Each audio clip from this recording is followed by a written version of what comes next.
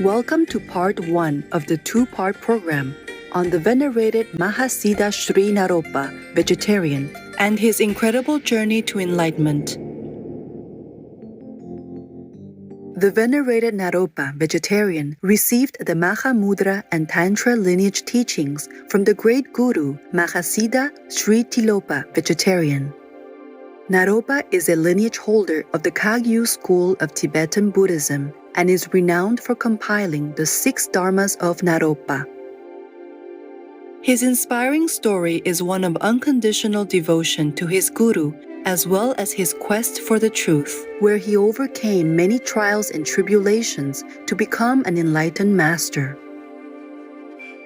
Naropa, also known as Abhayakirti, is believed to have been born into a wealthy upper-class Brahmin family in 1016, either in Bangladesh or in Lahore, which was then a part of India, and he received training in Buddhism at home. Attracted to a life of spiritual attainment and meditation, he requested permission from his father to become an ordained monk but was denied. Naropa then got married. After 8 good years together, he and his wife agreed to dissolve their marriage, and both became ordained.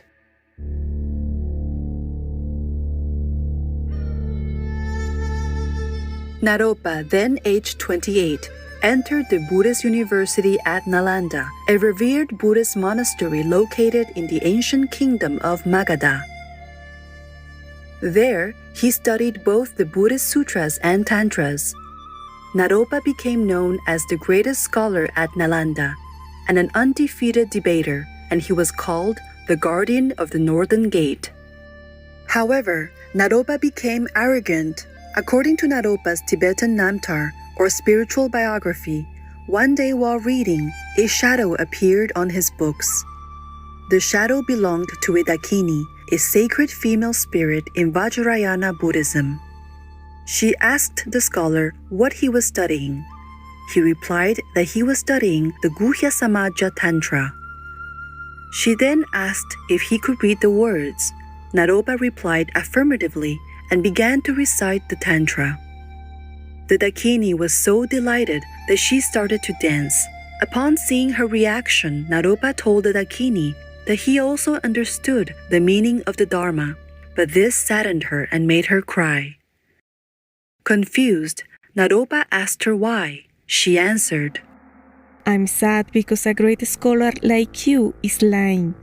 This is very sad.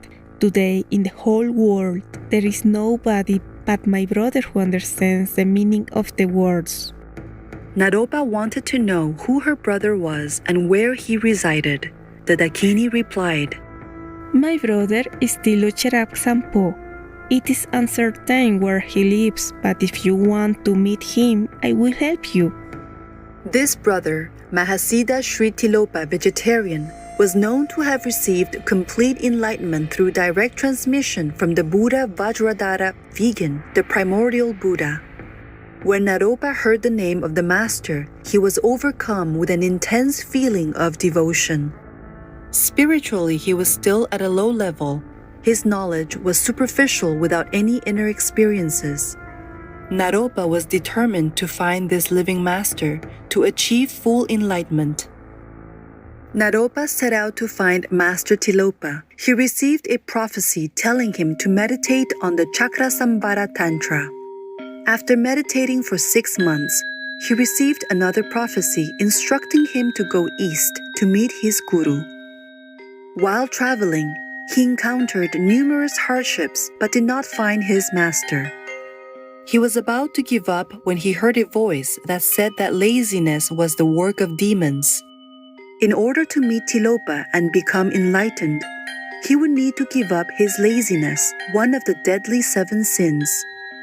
Thereafter, Naropa continuously prayed to Tilopa and became very diligent and determined. From this point forward, Naropa would undergo what is known as the 12 minor hardships. Each of these hardships was a hidden teaching on his path to enlightenment. The first teaching that Naropa received involved a woman with leprosy who was blocking his path. Her body was covered with infected wounds and blood. Naropa told her, "Please move, do not block the path."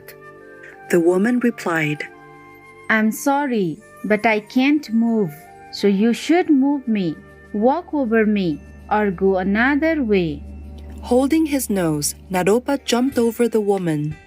Suddenly, she flew into the air and light radiated all over her body. The woman laughed loudly and said, Listen clearly, Naropa. In the highest realm, everyone is the same. All are one. In the state of supreme enlightenment, there is no habit, boundary, or any thoughts from habits. If one is still attached to his habitual concepts, how can he find a master? When she disappeared, Naropa fainted. When he awoke, he felt very sad as he continued his quest and prayers. Naropa came to a river where an aggressive dog person with worms in his wounds barked at him and would not leave. Naropa jumped over him and immediately heard a voice that said, If one does not understand that all beings in the world from all 6 existences have been one's parents at one time or another, then one will never be able to meet a good teacher, not even a bad teacher. Unbeknown to Naropa, he was being taught by the great Tilopa, vegetarian. He heard a voice from the sky telling him that in order to attain self-realization, he needed to get rid of his ego and pride. Naropa began to realize the lessons in each encounter. Another time, a voice explained that attachment was the root of samsara. While Naropa was still attached to the notion that he was a monk, his mind was impure. As Naropa continued on his quest, each obstacle increasingly tested his ability to maintain a clear mind. He traveled to a kingdom where the king provided him with comforts and luxuries and requested that Naropa marry his daughter. When Naropa refused, the king ordered to have him beaten. Angry, Naropa began to use black magic on the king. Suddenly, the entire town vanished, leaving only sand. Master Tilopa was teaching his disciple to understand that everything is an illusion and nothing really exists. By this time, Naropa felt certain that it was his master he had encountered during each trial. However, as long as he was unable to dissolve all 51 mental activities that arise in an ordinary mind, he could not find the master. Later, Naropa went to a surreal place with many people doing peculiar things. A voice spoke telling him that he was looking for his master in an incorrect way. The voice went on to tell the monk, These strange beings you saw symbolized that there is no real subject and object. The blind man watching symbolized that if you want to understand the nature of mind, the Mahamudra, you must realize that there is nobody looking at anything. You must go beyond the idea of somebody looking at something. The person speaking without a tongue and the deaf listening to a sound symbolize that realization as such can never be expressed by words. The man walking without legs symbolize that the nature of mind is beyond coming and going.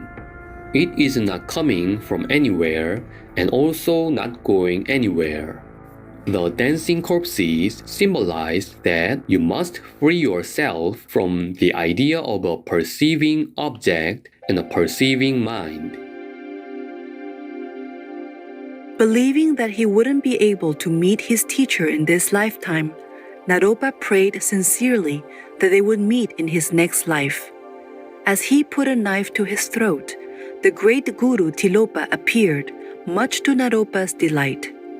Our most beloved Supreme Master Qinghai, vegan, recounted the event during a lecture given in 1990 in Taiwan, also known as Formosa.